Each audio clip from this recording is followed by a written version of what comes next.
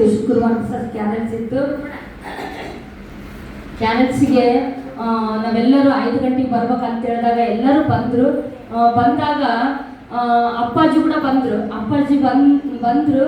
ನಾನು ಪ್ರೇಯರ್ ಮಾಡ್ಕೊಂಡೆ, ದೇವರೇ ಅಪ್ಪಾಜಿ ಬಂದರು, ಎಲ್ಲರೂ ಜಲ್ದಿ ಬಂದು ಕ್ಯಾರೆಟ್ಸ್ ಮಾಡ್ಬೇಕಂತೇಳಿ ಪ್ರಾರ್ಥನೆ ಮಾಡ್ಕೊಂಡೆ. ಎಲ್ಲರೂ ಬಂದು ಭಾರತಕ್ಕರ ಮನೆಗೆ ಕ್ಯಾರೆಟ್ಸ್ ಹೋದ್ವಿ, ಸುರೇಶ್ ಅವ್ರ ಮನೆ ಕ್ಯಾರೆಟ್ಸ್ ಚೆನ್ನಾಗಾಯ್ತು. ಎರಡು ಮನೆಯಲ್ಲಿ ಕ್ಯಾರೆಟ್ಸ್ ನೋಡ್ಕೊಂಡು ಬಂದ್ವಿ. ಬಂದಾಗ ಅಪ್ಪಾಜಿಗೆ ಮೋಷನ್ಸ್ ಆಯ್ತಂತೆ. ನಮಗಾದ್ರೂ ಗೊತ್ತಿಲ್ಲ, ಅಪ್ಪಾಜಿಗೆ ಮೋಷನ್ಸ್ ಅಂತ ಗೊತ್ತಿಲ್ಲ. ಇಲ್ಲಿ ಪುರುಷೋತ್ತಮರ ಮನೆಗೆ ಬಂದ್ವಿ. ಪುರುಷೋತ್ತಮರ ಮನೆಗೆ ಬಂದಾಗ ಅಯ್ಯೋ ಅಪ್ಪಾಜಿ ಬರಂಗಿಲ್ಲ ಅಂತ ರಾಮಯ್ಯ ಹೇಳಿದ್ರು. ಅವಾಗ ನಾನು ಪ್ರಾರ್ಥನೆ ಮಾಡ್ಕೊಂಡೆ, ದೇವರೇ ಅಯ್ಯೋ ಅಪ್ಪಾಜಿ ಬರಲಿಲ್ಲಲ್ಲ ಹೆಂಗ ಅಂತಂದರೆ, ಎಲ್ಲರೂ ಇದ್ಕೊಂಡು ಅಪ್ಪಾಜಿ ಬಂದರೆ ನಮಗೆ ಆಶೀರ್ವಾದ ಅಲ್ಲಗ, ಎಲ್ಲರ ಮನೆಗೆ ಅಪ್ಪಾಜಿ ಬೇಕು, ನಮಗೆ ಬೇಕಂತೇಳಿ ಎಲ್ಲರೂ ಕೇಳಿದ್ರು. ಕೇಳಿದಾಗ ನಾನು ಪ್ರಾರ್ಥನೆ ಮಾಡ್ಕೊಂಡೆ, ದೇವರೇ ಅಪ್ಪಾಜಿಗೆ ಮೋಸೆಸ್ ಆಗೈತಂತೆ, ನನಗಾದ್ರೂ ಗೊತ್ತಿಲ್ಲ ಸ್ವಾಮಿ, ಅಪ್ಪಾಜಿ ವಯಸ್ಸಾಗೈತೆ, ಎಲ್ಲರ ಮನೆಗಳು ಮುಗಿಯೋವರೆಗೂ ಅಪ್ಪಾಜಿಗೆ ಏನಾಗಬಾರ್ದು ಸ್ವಾಮಿ ಅಂತ ಪ್ರಾರ್ಥನೆ ಮಾಡ್ಕೊಂಡಾಗ ಅಪ್ಪಾಜಿ ಬಂದರು. ಮತ್ತೆ ಕರೆದಾಗ ಮತ್ತೆ ಬಂದರು.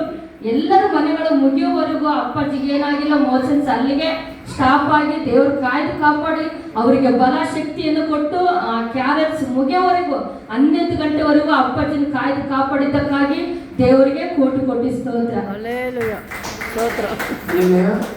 ಮತ್ತು ದೇವರು ದೈವ ಜನರು ಒಂದು ಅಪ್ಪಾಜಿಯವರ ಕುಟುಂಬ ಅವರು ಒಂದು ಭರವಸೆ ಗುರಿ ಇಂದ ಅವರು ಬಂದು ಕ್ಯಾರೆಟ್ಸ್ ಮಾಡಿದ್ದಾರೆ. ಆದರೆ ವಾಕ್ಯವನ್ನು ಹೇಳುವಾಗ ಇನ್ನೂ ಆಸಕ್ತಿ ಇತ್ತು, ನಾವು ಕೇಳಲ್ಲಿ ಆಸಕ್ತಿ ಇದ್ದಿಲ್ಲ. 12-1 ಗಂಟೆ ಅದು ಕೂಡ ಹೇಳುವಂಥ ನಾನಾ ಶಕ್ತಿ ಬಲವನ್ನು ದೇವರು ಅವರು ದೈವ ಜನರಿಗೆ ಸಹಾಯ ಮಾಡಿದ್ದೇನೆ. ಆದ್ದರಿಂದ ನಾವಿನ್ನ ಕೇಳುವಂಥ ಶಕ್ತಿ ಚಳಿಯಿಂದ ನಾವು ನಡ್ತಾ ಇದ್ವಿ. ಆದರೆ ದೇವರ ಒಂದು ಕೃಪೆಯಿಂದ ಅವರ ಒಂದು ಸೇವೆ, ಅವರ ಒಂದು ಬಲ, ಜ್ಞಾನವನ್ನು ದೇವರು ಅವರನ್ನು ಆಶೀರ್ವದಿಸಲಿ. ಎಷ್ಟು ಸಾಕ್ಷಿ